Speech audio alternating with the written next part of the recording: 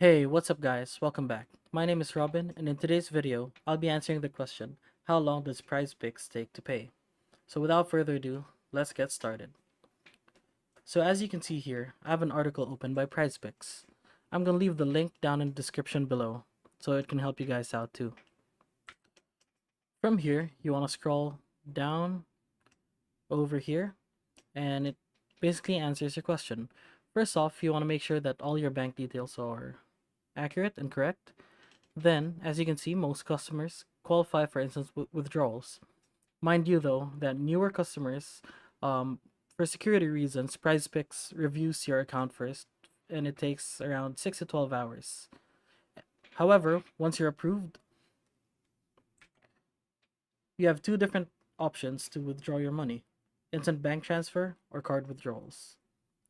And if you're still having trouble, I would reach out to their help center, or they have a live chat on their homepage and they can help you out 24/7. If this video helped, please leave a like and subscribe to our channel. And if you have any more questions, leave a comment down below. Thank you for watching this video, and I'll see you on the next one.